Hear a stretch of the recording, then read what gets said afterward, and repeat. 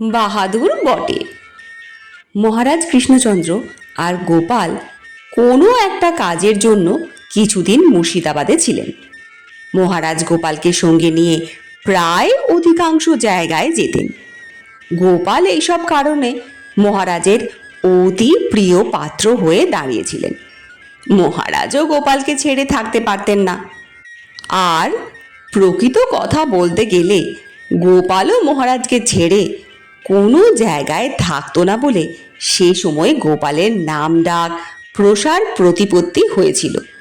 সে যদি মহারাজ কৃষ্ণচন্দ্রের কাছে না থেকে অন্য কোনো রাজা জমিদারের কাছে থাকতো তাহলে তার সেখানে কোনো অভাব অভিযোগ থাকতো না।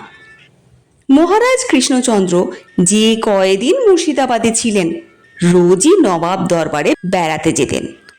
একদিন দরবার হতে মহারাজ বাসায় এসে গোপালকে জিজ্ঞাসা করলেন, গোপাল, দরবারে তো রাত দিন যাচ্ছ, নবাবজাদিকে কি কোনোদিন দেখেছ? গোপাল বললে, তার দেখিনি, পর্দার আড়ালে বসে থাকেন। আর তার রূপের কি জৌলুস, পর্দা ফেটে বের হয়।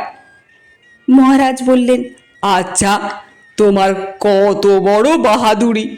তুমি যদি নবাবজাদিকে ইশারা করতে পারো তাহলে বুঝবো তুমি বাহাদুর বটে। গোপাল বললে, আচ্ছা, কালই পরীক্ষা নেবেন, বেশি কথা কয়ে আর লাভ কি। পরদিন গোপালও মহারাজের সাথে দরবারে গিয়ে উপস্থিত হলো। গোপাল অন্যদিন মহারাজের পাশে পাশেই বসে থাকত। আজ নবাবজাদির পর্দার একটু পাশে গিয়ে বসলো। গোপাল ভালো মানুষটির মতো দরবারের আইন কানুন বিচার পদ্ধতি শুনছে আর মাঝে মাঝে মুখটা চোখটা ঘুরিয়ে নবাবজাদির দিকে তাকাচ্ছে। নবাবজাদির চঞ্চল দৃষ্টি চারিদিকে।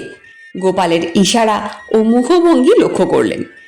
যখনই গোপালের দিকে তাঁর দৃষ্টি নিপতিত হয় তখনই গোপাল চোখ ঘোরায়, মুখভঙ্গি করে।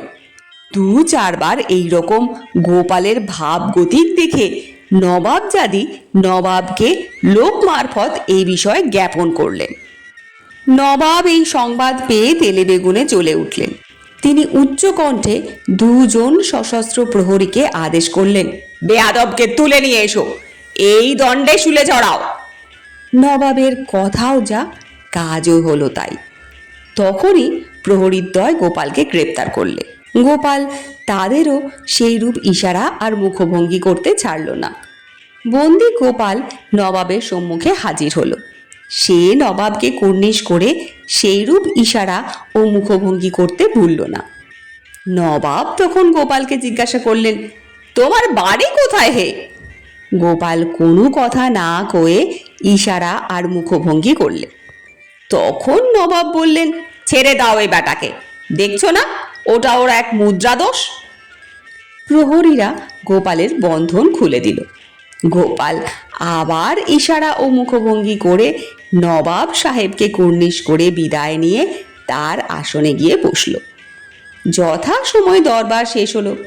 গোপাল বাসায় যেতে মহারাজ কৃষ্ণচন্দ্র বললেন, গোপাল, সত্যি তোমার বাহাদুরি আছে বটে।